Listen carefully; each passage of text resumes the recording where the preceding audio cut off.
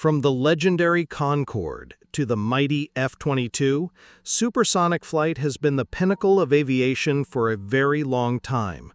Almost all of the major aerospace companies have built at least one airplane that reached Mach 1. I do have a question to ask, however. How did we get to aircraft that went 10 times the speed of sound from our simple propeller planes back in the early 1900s? This is the evolution of supersonic flight.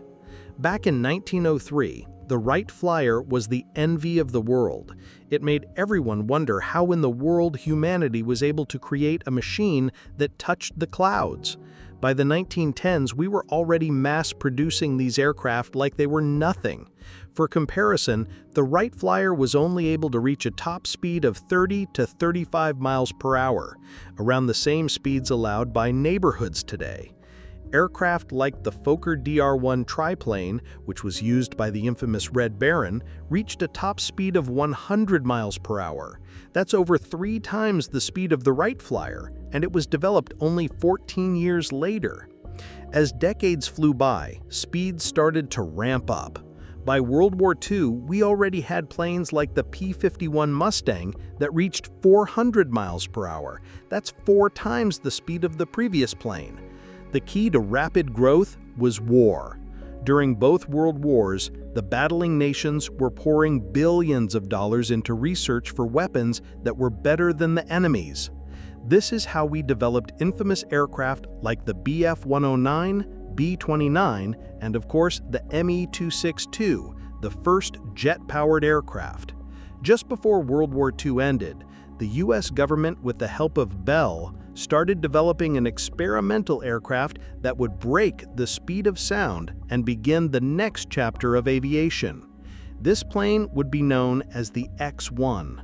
Modeled after a .50 caliber bullet, its sleek shape was completely different from the bulky aircraft in the war. Researchers had to use specialized aluminum alloys for the body of the aircraft to resist the intense heat that it would encounter during flight. The engine was the most revolutionary part. Called the XLR-11, it was a modified rocket engine fastened in the rear of the aircraft to propel it to Mach 1.45 with the piloting of Chuck Yeager. These design principles would lay the framework for supersonic flight in the future. With the success of the X-1, engineers wanted to go faster, higher, and larger. By the late 1950s, those ambitions had taken form in aircraft such as the B-58 Hustler, capable of reaching Mach 2, and the F-4 Phantom, which saw extensive use in the Vietnam War. The greatest among these was the X-15, the fastest manned aircraft ever to exist. This remarkable plane used Inconel X and titanium to line its body, a nickel-chrome alloy that could withstand temperatures up to 1200 degrees Fahrenheit. Comparing it to the X-1, the X-15 had a more slender shape. We can see that the wings reduced in length to support the faster speeds it could travel. The engine upgraded from the XLR-11 to the XLR-99. This engine was fueled by anhydrous ammonia and released 57,000 pounds of force. These components helped propel the aircraft to Mach 6.7.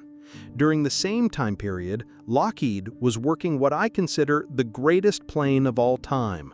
Meet the SR-71 Blackbird. This plane was built for speed. It came about in the late 1960s to spy on Soviet infrastructure in the air. This plane was known for being mistaken as a UFO with its unusual design and sleek black paint job.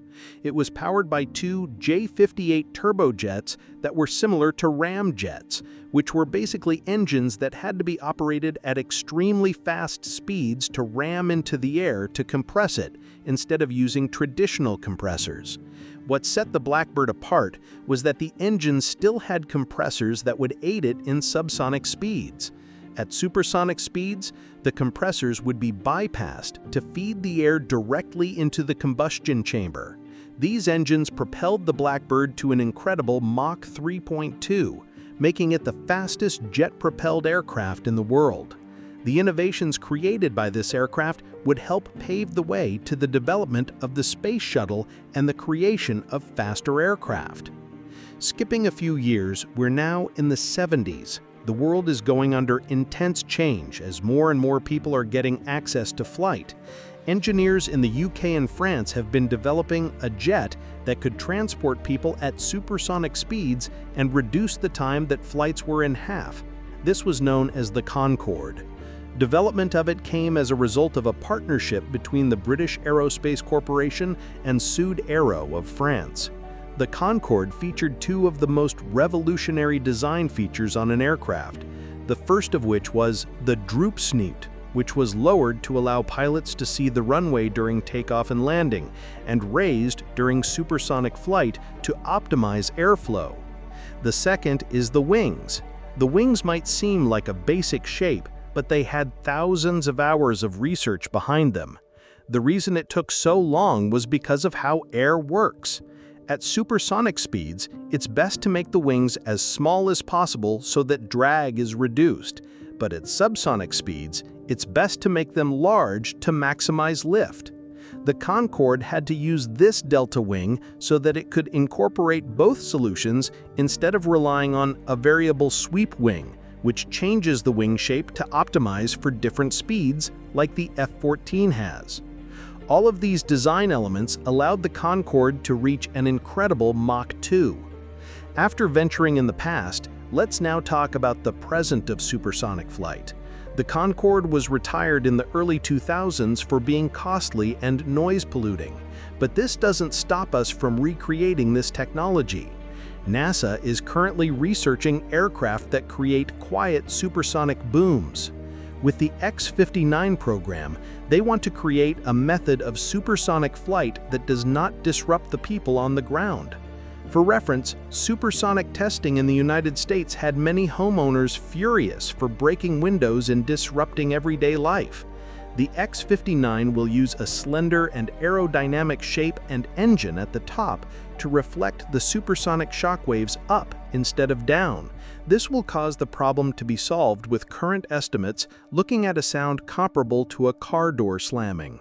The X-59 and other aircraft, such as the Boom Overture, a new aircraft that replicates the idea of the Concorde, will bring in a new age of air travel that may rival the golden age of aviation we once saw in the past.